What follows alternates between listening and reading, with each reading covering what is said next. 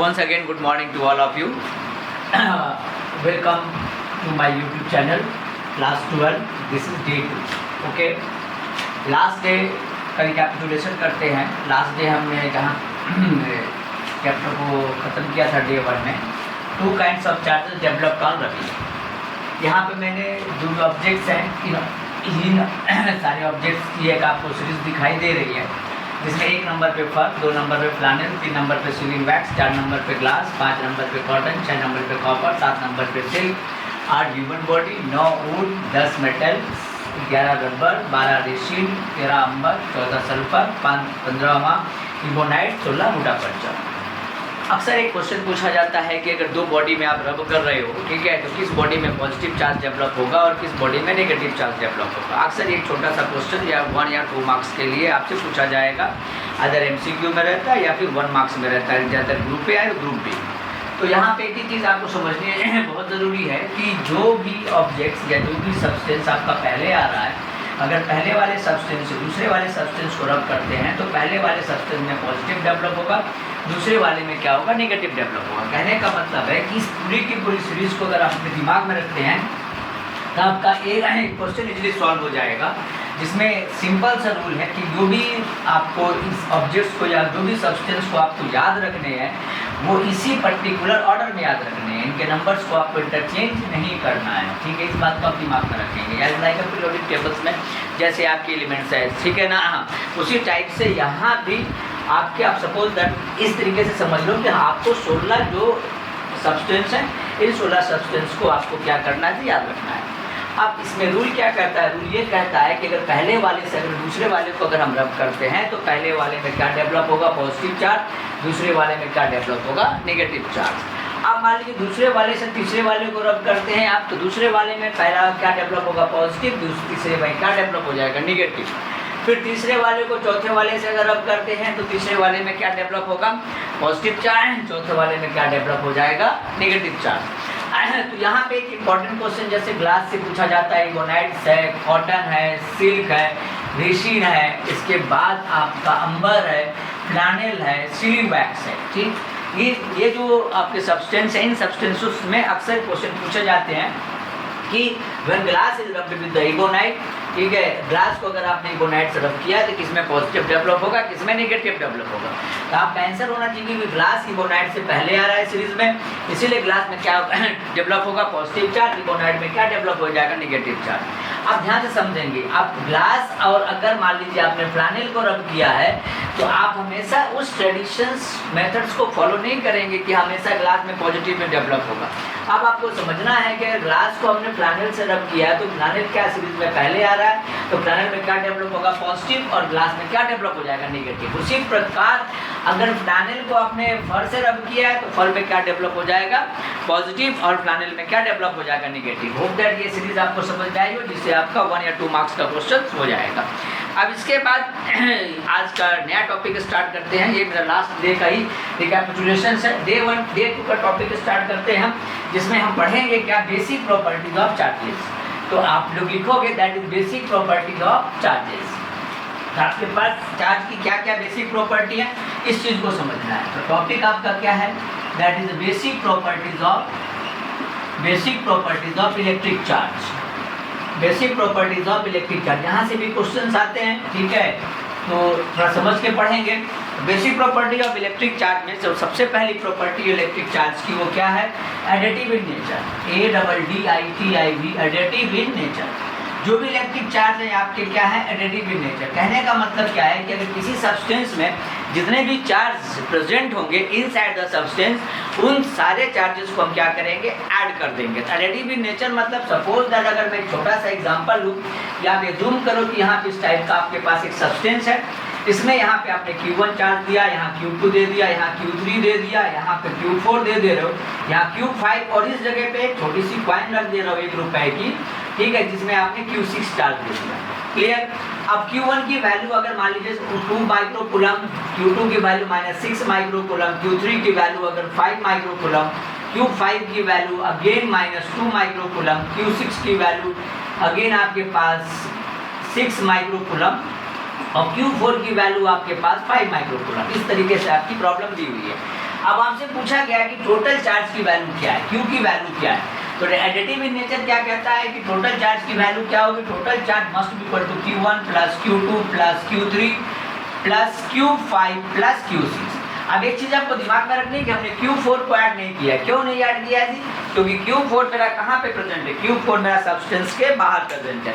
तो कोई भी चार्ज अगर आपका सब्सटेंस के बाहर प्रेजेंट है तो वो आपका ऐड नहीं होगा, ध्यान रखेंगे इस चीज को। यहाँ पे टोटल वैल्यू क्या आ जाएगी, Q equals to that is 2 microcoulomb plus minus 6 microcoulomb plus 5 microcoulomb, this is a microcoulomb, and again that is minus 2 microcoulomb plus 6 microcoulomb. Then what would be the value, Q is equals to 2 microcoulomb minus 6 microcoulomb plus 5 microcoulomb minus 2 microcoulomb plus 6 microcoulomb. अब plus 2 microcoulomb minus 2 microcoulomb cancel, plus minus 6 microcoulomb plus 6 microcoulomb cancel. तो Q की value क्या आ गई आपकी 5 microcoulomb, मतलब 5 × 10 to the power minus 6 coulomb. 1 microcoulomb की value होती है 10 to the power minus 6 coulomb. तो एडिटिव इन नेचर कहने का मतलब है कि the total charge inside the system must be equal to the algebraic sum of the charges. ठीक, मींस जो भी चार्ज आपके प्रेजेंट रहेंगे उनका आप क्या करेंगे, एल्जेब्रिक सम कर देंगे। That is that property is known as the additive property of charge. Additive in charges is always present in a substance in additive manner. It is always algebraic sum of additions. अब आते हैं हम second property की तरफ। तो second property हमारी क्या कहती है, सेकेंड प्रॉपर्टी कहती है क्वांटाइजेशन ऑफ चार्ज।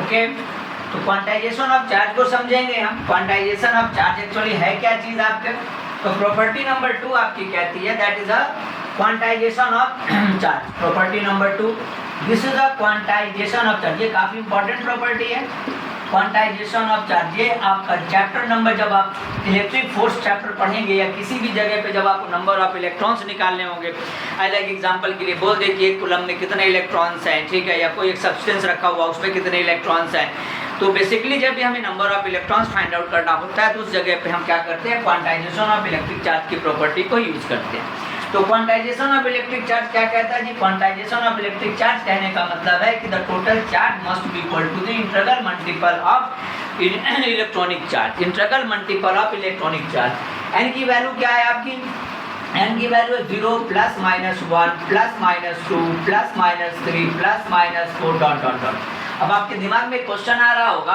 कि यहाँ पे सर प्लस माइनस क्यों दे रहे हैं। तो प्लस माइनस कहने का मतलब क्या है, मैं बता रहा हूँ। ई की वैल्यू है 1.6 10 to the power minus 19 coulomb, जो कि फिक्स वैल्यू इलेक्ट्रॉनिक चार्ज की लास्ट क्लास में मैंने बताया था।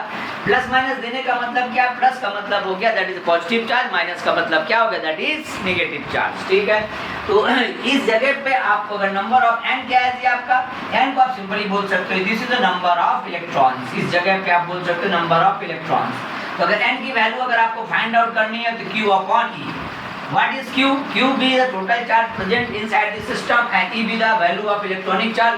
जो वैल्यू हमेशा ये फिक्स रहेगी आपकी 1.6 × 10 to the power minus 19 coulomb. इस प्रोसेस से आप number of electrons easily find out कर सकते हो। ठीक, आप छोटा सा एक एग्जांपल देखते हैं। यहाँ पे एक छोटा सा एग्जांपल देखिएगा। एग्जांपल आपके पास है, आपसे पूछा गया कि calculate the number of electrons, calculate the number of electrons in 1 coulomb, in 1 coulomb of charge. Okay, ये कॉमन क्वेश्चन है, अक्सर पूछा जाता है। ठीक है, किसी भी जगह पे आप वाइवा में जा रहे हैं या आपने कहा कि आज हमने फिजिक्स पढ़ा है, तो क्या पढ़े हो भैया, तो आज हमने इलेक्ट्रोस्टैटिक्स पढ़ा है। इलेक्ट्रोस्टैटिक्स में क्या पढ़े हो आप, इलेक्ट्रिक चार्ज पढ़ के आ रहे हैं। तो आपने क्या क्वांटाइजेशन की प्रॉपर्टी पढ़ी, हाँ पढ़े हैं, तो बताइए अच्छा जरा क्वांटाइजेशन की प्रॉपर्टी अगर पढ़ ली हो तो जरा बताओ तो एक कूलम में कितने इलेक्ट्रॉन्स हैं। एकदम बेसिक क्वेश्चन है, कोई भी आपसे पूछ सकता है फॉर द इंट्रोडक्टरी पर्पज के लिए। तो जब भी आपसे कोई क्वेश्चन इस प्रकार का पूछेगा तो आप यहाँ पे देखोगे कि वी हैव, आपके पास क्या है, Q की वैल्यू कितनी है जी 1 कूलम है, और E की वैल्यू आपकी कितनी है 1.6 × 10 to the power minus 19 coulomb है। अब आपको निकालना है क्या, नंबर ऑफ इलेक्ट्रॉन्स निकालना है, मींस n की वैल्यू को निकालना है। Therefore n is equals to Q upon E आप रखेंगे 1 upon this is 1.6 10 to the power minus 19। Okay, अब एक्सपोनेंट को आप ऊपर ले जाएंगे तो 10 to the power 19 divide by 1.6, अब यहाँ से थोड़ा सा स्मार्ट कैलकुलेशन करेंगे। इसको क्या करेंगे कि आप 10 × 10 टू दी पावर प्लस 18 लिख सकते हैं, डिवाइड बाई 1.6। अब इसको आप लिख सकते हो 100 divide by 16 multiply to 10 to the power 18। इसको जब आप सिंप्लीफाई करोगे तो वैल्यू आ गई 6.25 10 टू दी पावर 18 इलेक्ट्रॉन। ठीक, आप ये चीज़ अक्सर देखोगे, आप कभी भी कोई पूछे तो आप इजीली बता सकते हो कि 1 कूलम ऑफ चार्ज में कितने इलेक्ट्रॉन्स हैं, तो 6.25 10 to the power 18 electrons of charge 1 coulomb में रहते हैं। ठीक, अब इसी से रिलेटेड आपसे दूसरा क्वेश्चन भी पूछा जा सकता है। देखिएगा, अक्सर ये क्वेश्चन भी सीबीएसई में पूछा है कि विच इज बिगर पहली चीज which is bigger comma 1 coulomb of charge और चार्ज ऑफ 1 इलेक्ट्रॉन, इसमें कौन पड़ा है। तो आप जब इस प्रॉब्लम को आपने कर लिया है तो यहाँ पे क्लियर आप बता सकते हो कि 1 कूलम का चार्ज क्या है, एक बड़ी वैल्यू है, क्योंकि चार्ज ऑफ 1 इलेक्ट्रॉन, चार्ज आप जब 1 इलेक्ट्रॉन की बात करो, 1 इलेक्ट्रॉन की चार्ज की बात कर रहे हो, तो चार्ज ऑफ 1 इलेक्ट्रॉन आपका क्या है 1.6 10 टू द पावर -19 कूलम। और जब 1 कूलम की बात करो तो 1 कूलम में आपके कितने इलेक्ट्रॉन है, 6.25 10 टू द पावर 18 इलेक्ट्रॉन्स है। इसीलिए इस जगह पे इजीली आप कह सकते हो कि 1 कूलम का चार्ज, ठीक है, चार्ज ऑफ 1 इलेक्ट्रॉन से एक बड़ी वैल्यू है। तो ये होता है, ये आपकी प्रॉपर्टी नंबर 2, जिसको हम कहते हैं क्वांटाइजेशन ऑफ चार्ज। सिंपल भाषा में आप कह सकते हो, अगर आपको याद रखना है, quantization of charge is nothing but quantization of charge states that the total charge must be equal to the integral multiple of the value of electronic charges, where n is the number of electron, is the value of electronic charge, the value of n starts from 0 1 2 3 up to ... okay, ये रही आपकी property number 2। इसके बाद हम आते हैं property number 3 में। Property number 3 आपकी क्या कहती है? प्रॉपर्टी नंबर 3 है that is the conservation of electric charge. Okay, conservation of electric charge. Property number 3 आपकी कहती है conservation of electric charge. Conservation of electric charge कहने का मतलब क्या है कि आपका चार्ज को नहीं आप क्रिएट कर सकते हो और चार्ज को नहीं आप डिस्ट्रॉय कर सकते हो। ठीक है, चार्ज केमिकल रिएक्शंस के ड्यूरेशन में क्या होगा, रिएक्टेंट से प्रोडक्ट की तरफ ट्रांसफर होगा। कहने का मतलब है कि रिएक्टेंट में जितना चार्ज होगा प्रोडक्ट में भी उतना ही चार्ज होगा किसी भी केमिकल रिएक्शंस के लिए। ये चीज़ आपको हमेशा दिमाग में रखनी है। दूसरा क्या है कि charge is always constant for an isolated system. किसी भी आइसोलेटेड सिस्टम के लिए इलेक्ट्रॉनिक चार्ज की वैल्यू हमेशा कांस्टेंट होगी। जैसे एक छोटा सा एग्जांपल से देखते हैं, आप लोग अक्सर इस एग्जांपल को पढ़े हो, NaCl। इसको आप अगर डिसोसिएट करोगे तो क्या होगा, Na+Cl-। अब देखो यहाँ पे एक पॉजिटिव चार्ज है और यहाँ पे क्या एक नेगेटिव चार्ज, और यहाँ पे चार्ज की वैल्यू क्या थी, 0 थी। एक पॉजिटिव एक नेगेटिव को ऐड करोगे तो क्या आ जाएगा, दैट इज 0 आ जाएगा। इसका मतलब क्या है कि charge is always remains constant. कहने का मतलब है कि charge neither be created nor be destroyed. Charge को आप नहीं क्रिएट कर सकते, ना ही आप डिस्ट्रॉय कर सकते हैं। The total charge of an isolated system always remains constant. Charge only be transferred from one body to another body. ठीक है, चार्ज हमेशा एक बॉडी से दूसरी बॉडी में क्या हो जाएगा, ट्रांसफर हो जाएगा। एक अब आपके दिमाग में क्वेश्चन आएगा कि सर एक दूसरे एग्जांपल से भी आप बताइए। तो आ जाइए, एक और आपने न्यूक्लियर फ्यूजन का रिएक्शन पढ़ा होगा। न्यूक्लियर फ्यूजन का रिएक्शन आप जब पढ़े हो तो आप यहाँ पे देखो जरा, ये 0N1 एक न्यूट्रॉन से आपने 92U 235 में बॉम्बार्डिंग करा दी। अब इस जगह पे आप ये आपका क्या था, रिएक्शन हो रहा है। यहाँ प्रोडक्ट आपको क्या मिले थे, याद कीजिए जरा। ये था 56 बेरियम 141 प्लस 36 क्रिप्टॉन 86 मिला था जी, ठीक, सॉरी क्रिप्टॉन 92 प्लस यहाँ पे 30N1, 3 न्यूट्रॉन निकल गए थे। अब जरा देखिएगा आपका before reactions after reactions value क्या है। ठीक है, तो टोटल चार्ज बिफोर फ्यूजन, यहाँ पर लिखोगे टोटल चार्ज बिफोर फ्यूजन कितना है जी, before fusion must be equals to 0 + 92, ये हो गया आपका, that is 92। Okay, and total charge after fusion अगर आप निकालना चाहो, total charge after fusion value कितनी है आपके पास, टोटल चार्ज आफ्टर फ्यूजन क्या है जी, 56 + 36 प्लस यहाँ देखो 0, this is 3 multiplied with 0 must be equal to 92। इसका मतलब before fusion after fusion charge की वैल्यू क्या है, सेम है। तो यहाँ पे इजिली आप कह सकते हो कि charge be transferred from one body to another body during the chemical process. इसीलिए यहाँ पे इजिली आप कह सकते हैं कि conservation of charge is always applicable for any type of a chemical reactions. Okay, इसके बाद नेक्स्ट टॉपिक आपका आता है जी मेथड ऑफ चार्जिंग। मेथड, हम किसी भी अनचार्ज बॉडी को चार्ज कैसे कर सकते हैं। तो पहली बात है that is by the process of friction. ठीक है, जब लास्ट क्लास में मैंने डिस्कशन किया था फ्रिक्शंस के बारे में कि bye the process of friction you can develop a friction electricity, और इस तरीके से हम एक अनचार्ज बॉडी को चार्ज कर सकते हैं। दूसरा है by the process of conductions, direct contact करके, जिसको हम फिजिकल कांटेक्ट के थ्रू किसी भी अनचार्ज बॉडी को हम चार्ज कर सकते हैं। तीसरा है हमारे पास by the process of inductions. ठीक, इंडक्शन कहने का मतलब क्या है जी, आप ध्यान से समझेंगे। इंडक्शन आपका क्या है, टेम्पोररी इलेक्ट्रिफिकेशन है। किसी भी अनचार्ज बॉडी को अगर आप चार्ज कर रहे हो टेम्पोररी इलेक्ट्रिफिकेशन फैशन में, तो उस जगह पे आप क्या यूज करेंगे, that is the process of induction. तो इंडक्शन अगर मैं आपको थोड़ा समझाऊं तो आपने एज्यूम किया कि ये आपके पास एक अनचार्ज बॉडी है, clear, this one is the insulated stand. अब इस जगह पे क्या कर रहे हो आप, एक चार्ज ग्लास रॉड को लेके आ रहे हो। ध्यान रखोगे चार्ज ग्लास रॉड से अनचार्ज बॉडी का मेरे पास कोई डायरेक्ट कांटेक्ट नहीं है। हमने जैसे यहाँ प्लेस किया तो ये जो नियर बाई रीजन है इसमें क्या डेवलप होगा, निगेटिव चार्ज डेवलप होगा, और जो दूर के रीजन इसमें क्या हो जाएगा, आपका पॉजिटिव चार्ज डेवलप होगा। अब आप पूछोगे कि सर ऐसा क्यों हो रहा है, तो मैंने एक चीज बताई थी लास्ट क्लास में, fundamental law of electrostatics. Fundamental law of electrostatics में हमने क्या डिस्कशन किया था कि like charges always repel each other, unlike charges always attract each other. इस जगह पे इस पर्टिकुलर अनचार्ज बॉडी में जो भी आपके पास निगेटिव चार्ज थे, negative charge definitely attracted by this positive charge, इसीलिए सारे के सारे निगेटिव जो थे वो किसके पास आ गए, पॉजिटिव के पास आ गए। और पॉजिटिव ने क्या किया, पॉजिटिव को रिपेल कर दिया, तो इस रीजन में क्या हो गया, आपके पॉजिटिव डेवलप हो गए। तो कहने का मतलब है कि ये जो रीजन आपको मिला इसमें आपके एक्सेस इलेक्ट्रॉन्स हो गए, यहाँ पे इलेक्ट्रॉन्स की वैल्यू बढ़ गई, और इस जगह पे इलेक्ट्रॉन्स की वैल्यू क्या हो गई, डिफिशिएंसी ऑफ इलेक्ट्रॉन्स की वैल्यू कम हो गई यहाँ पे। और ये क्या है, आपके पास ग्लास रॉड है, this one is a glass rod. अब ये जो दोनों चार्ज डेवलप हुए, इसको, इन दोनों चार्जेस को हम लोग कहते हैं inducing charge. Okay, this one is induced charge, this one is what, that is induced charge. Okay, ये दोनों क्या हो रहा है, डेवलप्ड हो रहे हैं, induced charge.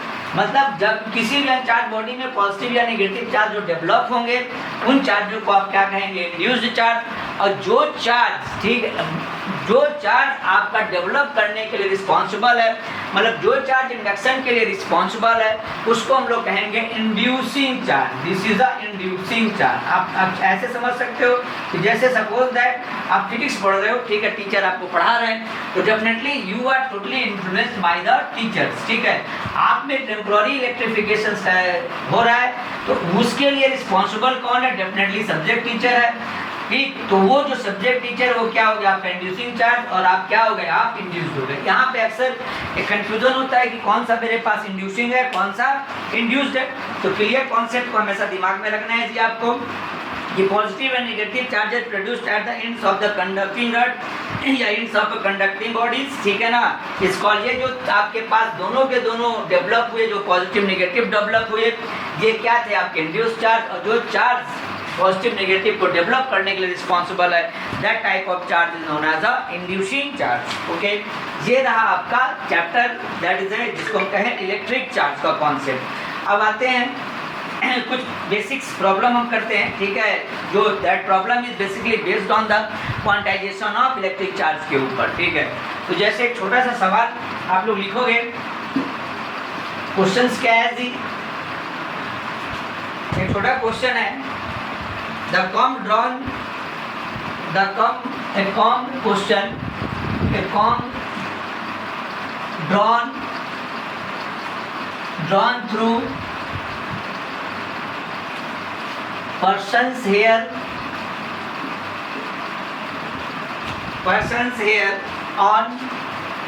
on a dry day, okay, causes 10 to the power 22 electrons, 10 to the power 22 electrons to leave leave the person's hair and stick to the comb and stick to the comb. Calculate the charge carried by comb. ये आपका question है. Okay, question एक बार फिर से पढ़ लीजिए पूरा. Question क्या कहता है? comb drawn through a person's hair on a dry day causes 10 to the power 22 electrons to leave the person's hair and stick to the comb. Calculate the charge carried by the comb. कहने का मतलब है क्या, कितने electrons hair को leave कर रहे हैं जी? 10 to the power 22 electrons leave कर रहे हैं और कहाँ स्टिक हो जा रहे हैं? कॉम में स्टिक हो जा रहे हैं. अब आपको बताना है कि charge carried by the com कितना है. तो जस्ट बेसिक थिंग पे आप ध्यान देंगे. कितने इलेक्ट्रॉन्स है आपके पास? 10 to the power 22 electrons. It means आपके पास m की वैल्यू कितनी है? 10 to the power 22. By the quantization of charge आपने क्या पढ़ा है? By the quantization of electric charge आप पढ़े हो जी. Q equals to N.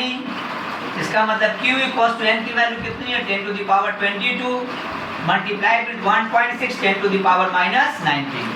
So Q equals to what? 1.6 10 to the power 3 coulomb. This is the value of charge carried by the comb. Okay. So the comb has excess electrons. Charge on the comb is how much? Minus 1.6 into 10 to the power 3 coulomb. Because यहाँ पे पूछा है क्या कि charge carried, तो positive charge develop होगा ना negative charge develop होगा. तो फाइनल आंसर क्या लिखेंगे? Final answer is Q equals to minus 1.6 10 to the power 3. आपके दिमाग में क्वेश्चन आएगा कि नेगेटिव क्यों लिख रहे हैं सर? तो एक्चुअली यहाँ पे क्या इलेक्ट्रॉन्स किस टाइप के चार्ज को कैरी कर रहे हैं, पॉजिटिव या नेगेटिव? तो डेफिनेटली आपका आंसर है negative charge. So what is the charge carried by the comb? That is Q equals to minus 1.6 into 10 to the power 3. Okay, this is clear. ये हुआ एक टाइप की प्रॉब्लम हुई, copy कर लीजिए आप लोग. नेक्स्ट है हमारे पास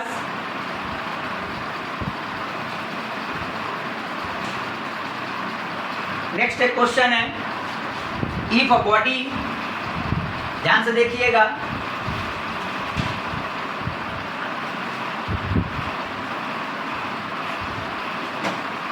if a body gives, question number 2, if a body gives out 10 to the power 9 electrons, 10 to the power 9 electrons every second. ध्यान से समझोगे, every second. Okay, every second. How much time required? How much time required to get a total charge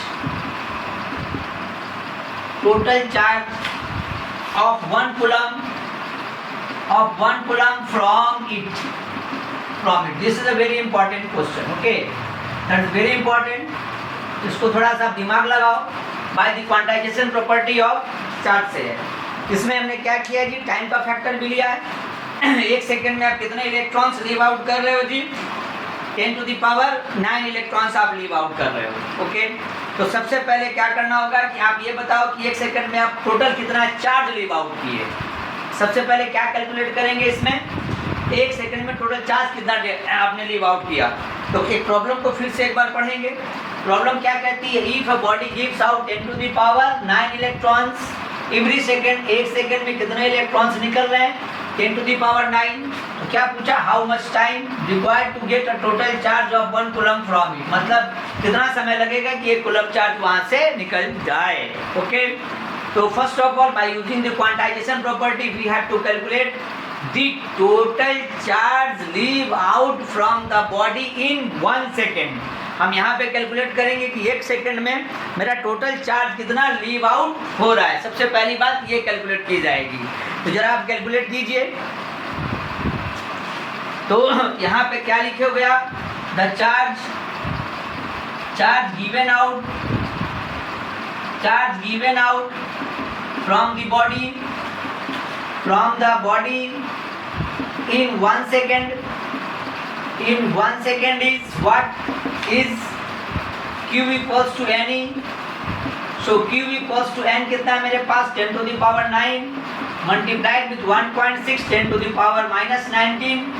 So it becomes 1.6 10 to the power minus 10 coulomb of charge. Clear?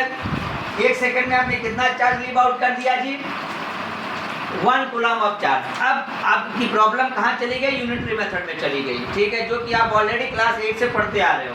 Since this amount of charge is definitely leave out from the body in 1 second, therefore 1 coulomb of charge leave out from the body in how much seconds. Clear?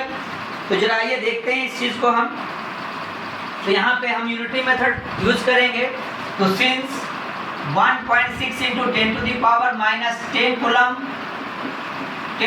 of charge leave out from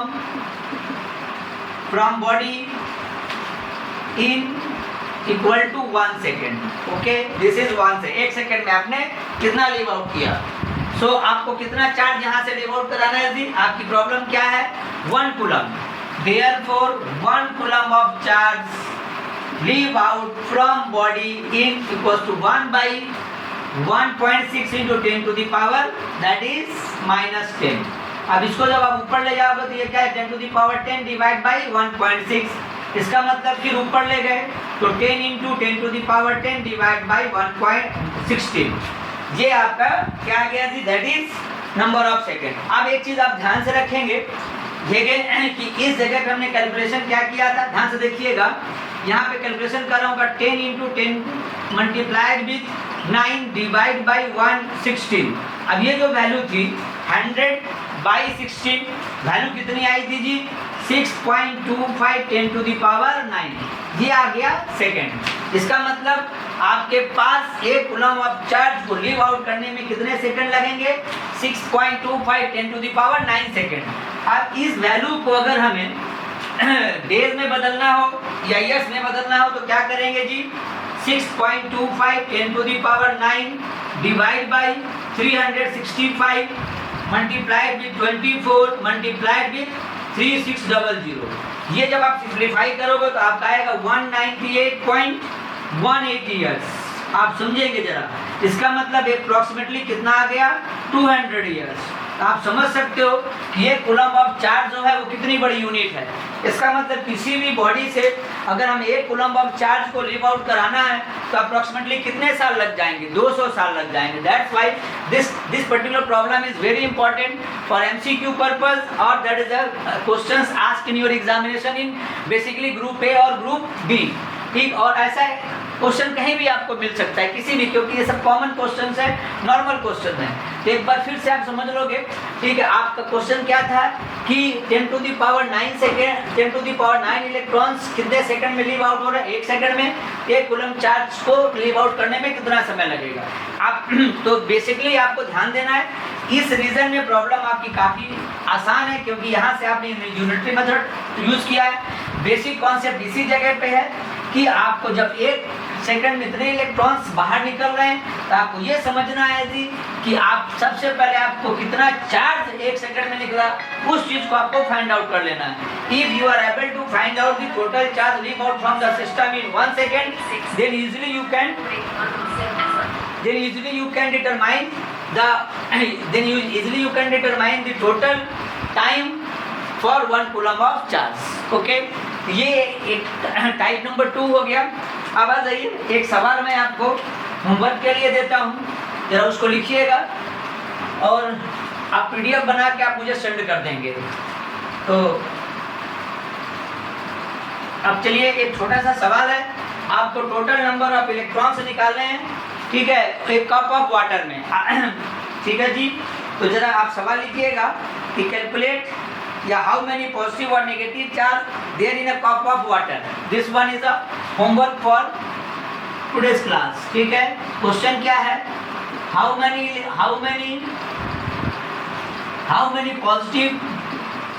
how many positive और negative charge in a cup of water, in a cup of water. एक cup of water में कितना आपके पास positive और कितना negative charge है, clear. तो एक कप, अब आपके पास एक क्वेश्चन आएगा कि सर एक कप ऑफ वाटर को हम कितना वाटर एज्यूम करेंगे, तो डेफिनेटली जनरली एक कप ऑफ वाटर में कितना वाटर है जी, 250 ग्राम। आप इसको एज्यूम कर लोगे कि suppose that there be 250 gram of water in a cup of water. मैं यहाँ पे आपको इंफॉर्मेशन दे दे रहा हूँ या हिंट दे दे रहा हूँ। A cup of water is equal to 250 gram of water. Water का फॉर्मूला H2O ये दे दिया। अब काइंडली आप इसे सॉल्व करके बताएंगे। आंसर हम आपको दे दे रहे हैं जी। How many total charge, answer आएगा, बताइएगा। दिस इज 1.3 × 10⁻7 कूलम, ये आना चाहिए। तो आप इसे सॉल्व करके PDF बना के आप मेरे व्हाट्सएप पे नंबर है, इसको आप नोट कर लो। This one is 7980100258। इस नंबर पे आप डायरेक्टली भेज सकते हो, ठीक है। 7980100258। ये रहा आपका बेसिक इंफॉर्मेशन जो थी, जो इलेक्ट्रिक चार्ज से रिलेटेड थी। This particular chapter contains a basic information related with the electric charge. जहाँ पे हमने क्या क्या पढ़ा, अगर मैं फिर से रिकैपिचुलेट कराऊँ चैप्टर को, तो सबसे पहले हम पढ़े व्हाट इज चार्ज, जो कि फंडामेंटल या इंट्रिंसिक प्रॉपर्टी है किसी भी ऑब्जेक्ट्स की, जिससे क्या होता है आपके फोर्स ऑफ अट्रैक्शन या फोर्स ऑफ रिपल्सन डेवलप होते हैं। इसके बाद हमने पढ़ा फ्रिक्शन इलेक्ट्रिसिटी को पढ़ा। इसके बाद हमने एक सीरीज देखी सब्सटेंस की, जहाँ पे रबिंग प्रोसेस से हम क्या कर रहे हैं, पॉजिटिव और नेगेटिव चार्ज को डेवलप कर रहे हैं।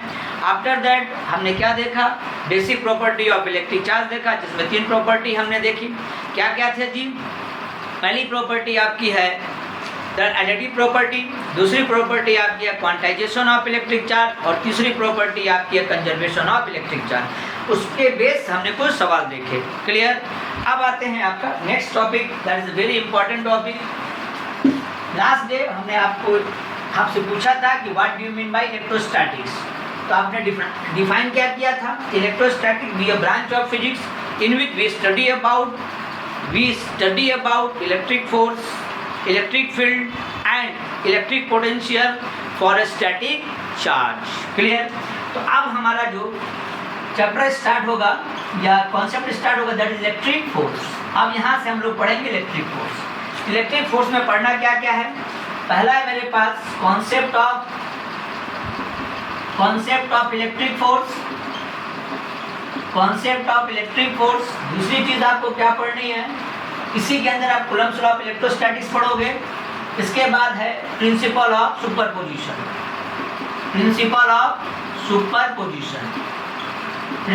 सुपरपोजिशन। अक्सर यहाँ से प्रिंसिपल ऑफ सुपरपोजिशन से क्वेश्चन आते हैं एपीजीपी को यूज करके, या तो जेईई मेन में या फिर आपके नीट में। तो ये 2 बेसिक टॉपिक आपको पढ़ने हैं, concept of electric force and principal of superposition. After that इसी के अंदर आपको पढ़ना है that is the applications. A lot of applications हैं, अगर एप्लीकेशंस क्लियर, ये अगर आपका कॉन्सेप्ट क्लियर होगा, इसी के बेस पे आपका क्या है जी, इलेक्ट्रिक फील्ड है, जो कि समझने में आपको परेशानी नहीं होगी। तो आइए जरा इलेक्ट्रिक फोर्स के बारे में डिस्कशन करते हैं।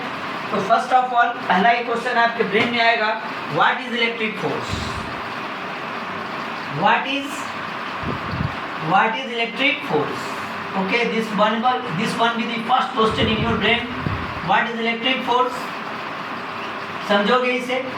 हमने डिफिनीशन में क्या पढ़ा था इलेक्ट्रोस्टैटिक्स के, इलेक्ट्रोस्टैटिक्स भी a branch of physics in which we study about the electric force, electric field, electric potential when charge is at a rest condition. आइए जरा ये आपके पास एज्यूम करो चार्ज Q1 है और ये चार्ज क्या आपका Q2 है। These 2 charges are separated at a distance r. Okay, अभी हम डायरेक्शंस की बात नहीं कर रहे हैं यहाँ पे, हम अभी सिर्फ मैग्नीट्यूड की बात कर रहे हैं, ठीक है। तो हमारे पास अगर 2 चार्ज Q1 और Q2 है, दोनों अगर r डिस्टेंस में अपार्ट हैं, then what is the value of electric force, the magnitude of electric force and direction of electric force is given by Coulomb. That's why this law is known as the Coulomb's law Coulomb's law of electrostatics, इसको क्या कहते हैं जी? Coulomb's law of electrostatics. This is very important law. So according to Coulomb's law of electrostatics, the force of attraction और repulsion, ध्यान से समझेंगे, the force of attraction और repulsion is directly proportional to the product of the magnitude of the charges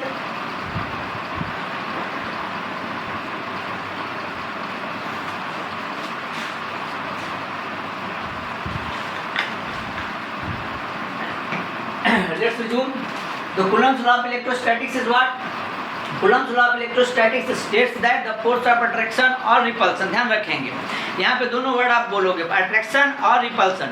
gravitation के case में क्या था? सिर्फ फोर्स ऑफ अट्रैक्शन था, बट इस केस में आपका फोर्स ऑफ अट्रैक्शन और repulsion is directly proportional to the product of the magnitude of charge, this is q1 into q2, and inversely proportional to square of distance between the charges. This one is equation 1, this one is equation 2. Therefore, F is directly proportional to q1 q2 by r square. So F is equals to, this is k, q1 q2 by r square. Then what is the value of k? The value of k is 1 by 4 pi epsilon naught. So this one is F is equals to 1 by 4 pi epsilon naught. This is q1 q2 by r square. अब आपके दिमाग में question आएगा, sir what is epsilon naught? Actually epsilon naught क्या है जी? Permittivity of free space. इसको ये फिजिकल क्वांटिटी है जिसको हम कहते हैं परमिटिविटी ऑफ फ्री स्पेस और वैक्यूम। फ्री स्पेस और वैक्यूम, ओके। तो इस जगह पे अगर हमने फोर्स को लिखा है F is equals to 1 by 4 pi epsilon naught q1 q2 by r square. तो अगर मैं एक क्वेश्चन आपसे पूछूं कि अगर हम फोर्स का इक्वेशन इस तरीके से लिख रहे हैं तो चार्ज को कहाँ प्लेस किए? तो आपका आंसर होना चाहिए चार्ज को हमने फ्री स्पेस में प्लेस किया है, वैक्यूम में प्लेस किया है। तो फिर आपके ब्रेन में क्वेश्चन आएगा कि सर अगर हम फ्री स्पेस में प्लेस कर रहे हैं और फोर्स का मैग्नीट्यूड ये है, तो डेफिनेटली अगर चार्ज को हम किसी मीडियम में प्लेस कर देंगे तो क्या होगा? डेफिनेटली फोर्स का मैग्नीट्यूड बदल जाएगा, ठीक है। इन केस ऑफ ग्रेविटेशन में जो फोर्स निकला था वो यूनिवर्सल था। आप दो मास को किसी भी मीडियम में प्लेस करो, फोर्स की वैल्यू आपकी क्या थी? F equal to G m1 m2 by R square. मतलब इस जगह पे फोर्स जो था वो मीडियम पे डिपेंड नहीं था, बट ध्यान रखेंगे in case of electrostatics the electric force is always depend upon medium, okay. तो अगर हम मीडियम में अगर प्लेस करते हैं दो चार्ज को, then what is the value of force? Clear? तो आज ये नोट देखते हैं हम। Note when two charges are placed in medium, when two charges are placed in medium, then what is the value of force? तो क्या करोगे जी आप? F equals to 1 by 4 pi epsilon, this is q1 q2 by r square। अब ये क्या थी मेरी? ये थी absolute permittivity of free space, this one is the absolute permittivity of free space। ध्यान रखेंगे, इसको हम कहेंगे absolute permittivity of free space। ये क्या हो गया जी? This one is the absolute permittivity of medium, absolute permittivity of medium, okay. तो इसकी वैल्यू कैसे कैलकुलेट होगी? F is equals to 1 by 4 pi epsilon naught epsilon r, this is q1 q2 by r square. अब फिर एक नई physical quantity आपके पास आ गई, क्या? Epsilon r। Then what is epsilon r? Epsilon r को कहते हैं relative permittivity. Epsilon r is the relative permittivity of medium with respect to air, okay. Medium with respect to air, okay. तो ये मेरी पास वैल्यू हो गई, that is epsilon r। अब अगर हम यहाँ की जो फोर्स निकला था, this is force in air, ये क्या निकला? Force in medium. अब अगर इनका हम रेशियो निकालना चाहें, force in air and force in medium का, इस जगह आप देखेंगे तो क्या वैल्यू आएगी? जरा देखोगे, force in air and force in medium, हमने क्या किया जी? ऊपर में लिखा फोर्स इन एयर और नीचे लिखे हम फोर्स इन मीडियम। हमारे पास वैल्यू क्या? 1 by 4 pi epsilon naught q1 q2 by r square, और ये वैल्यू हमने लिखा 1 by 4 pi epsilon naught epsilon r, this is q1 q2 by r square. अब जरा देखोगे ये वैल्यू कैंसिल आउट हो गई, क्या बचा जी? Force in air by force in medium, ठीक, अब ध्यान से देखेंगे, ये 1/4πε0 यहाँ आ गया मल्टीप्लाइड विथ ये वैल्यू ऊपर चली गई 4πε0 εr, ये cancel, force in air by force in medium must be equal to how much, this is epsilon R, इसी को हम कहते हैं dielectric constant. So you can easily see that force in medium is equals to force in air divide by dielectric constant. यहाँ से आप easily, अब ये जो वैल्यू है ये वैल्यू आपकी गिवन रहती है, ठीक है, ध्यान रखेंगे एप्सिलॉन आर की वैल्यू गिवन रहेगी। आपसे क्वेश्चन पूछा जाएगा कि आप ये बात कैलकुलेट करो, ध्यान से सुनोगे, तो ये फोर्स कैलकुलेट करो, ठीक है, जब दो चार्जेस को हमने पर्टिकुलर मीडियम में प्लेस किया है, क्लियर। तो अगर उस कंडीशन में अगर आपका एप्सिलॉन आर या डाइलेक्ट्रिक कांस्टेंट, इसको हम डाइलेक्ट्रिक कांस्टेंट भी कहते हैं, के इज द डाइलेक्ट्रिक कांस्टेंट, के को क्या कहते हो जी, के is the dielectric constant, okay, dielectric constant. तो अगर आपसे पूछा जाए, आपसे कभी भी पलट के पूछ दिया जाए कि एक दो चार्ज को जब हमने एयर में प्लेस किया था तो दिस मच अमाउंट का फोर्स था, उन्हीं दो चार्ज को अगर हम किसी पर्टिकुलर मीडियम में प्लेस कर दें तो फोर्स का मैग्नीट्यूड क्या होगा, तो ये आपका फोर्स का मैग्नीट्यूड हो जाएगा, यहाँ से Fm equals to Fa by K. अब इस टाइप के कैलकुलेशंस को अगर आप स्किप करना चाहते हैं, ठीक है, टाइम लेंदी हो रहा है आपके लिए, तो यहाँ देखिएगा, इस जगह पे देखिएगा, जिसको मैं रेड पेन से सर्कल कर रहा हूँ उसको आप देखिएगा, सिर्फ हो गया जी। ये क्या था, यही ना Fa था, जरा देखो जरा, यही Fa था आपका, तो Fm इक्वल्स टू क्या आ गया, Fa by epsilon R, direct यहीं से आ गया, ठीक है। तो इस जगह पे डायरेक्ट जो फॉर्मूला आप यहाँ से ड्राइव किए उस फॉर्मूला को आप डायरेक्ट यहाँ से लिख सकते हैं, force in medium must be equal to force in air divide by the epsilon R, where epsilon R is known as a dielectric constant, clear. और relative permittivity of medium with respect to air, ये रही आपकी basic definition of electric force. तो once again, what is Coulomb's law of electrostatics? According to Coulomb's law of electrostatics, the force of attraction or repulsion is directly proportional to the product of magnitude of the charges and inversely proportional to the square of distance between the charges, okay।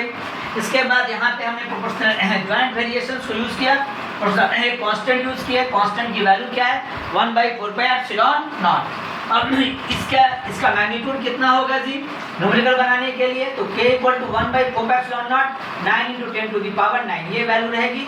इसको आप किसी भी numerical में जब आप सवाल बनाएंगे तो इसकी जगह पे ये जो मैंने ब्लू पेन से सर्कल किया है इसकी जगह पे डायरेक्ट आप 9 × 10⁹ यूज कर सकते हैं, क्लियर हो गई बात। आगे चल के जब चैप्टर को प्रोसीड करेंगे हम तो परमिटिविटी का डायमेंशनल फार्मूला भी निकालेंगे, परमिटिविटी की वैल्यू भी निकालेंगे जो कि 8.85 × 10⁻12, ओके। और इस जगह पे इलेक्ट्रिक फोर्स का डायरेक्शंस क्या होगा, इसका वेक्टर फॉर्म क्या होगा, प्लस इस पे बेस्ड न्यूमेरिकल कैसे बनेंगी वो भी फाइंड आउट करेंगे। यहाँ पे एक चीज़ और हम देखते हैं कि what are the properties of electric force. The properties of electric force में पहली प्रॉपर्टी क्या होगी, the electric force is always act along the line joining between the two charges, ठीक है, ध्यान रखेंगे ये प्रॉपर्टी काफ़ी इंपॉर्टेंट है। मैंने क्या कहा, force is always act along the line joining between two charges. तो आप पूछोगे कि सर इसका एप्लीकेशन क्या है, तो कहने का मतलब है कि मान लीजिए आपने Q1 चार्ज यहाँ रखा और Q2 चार्ज यहाँ रखा और Q3 चार्ज यहाँ रख दिया, तो क्या Q1 और Q2 के बीच लगने वाला फोर्स Q3 के वजह से डिस्टर्ब होगा, तो आपका आंसर होगा जी नहीं, डिस्टर्ब नहीं होगा। क्यों नहीं होगा, बिकॉज मैंने अभी क्या बताया, the force is always act along the line joining between two charges. तो Q1 और Q2 का फोर्स ठीक इस लाइन के लॉन्ग लगेगा, Q1 Q3 इस लाइन के लॉन्ग और Q2 Q3 इस लाइन के लॉन्ग। इसका मतलब क्या हो गया कि किसी भी दो चार्ज के बीच लगने वाला फोर्स किसी तीसरे चार्ज की वजह से डिस्टर्ब नहीं होता है। इसीलिए इस पर्टिकुलर लाइन को आप हमेशा दिमाग में रखेंगे जब तक फिजिक्स पढ़ेंगे, जब तक इलेक्ट्रोस्टैटिक्स पढ़ेंगे। The force is always act along the line joining between the two charges, पहली चीज़ हो गई। दूसरी जो चीज़ हमेशा आपको दिमाग में रखनी है जी कि electric force, the magnitude of electric force is always depend upon medium.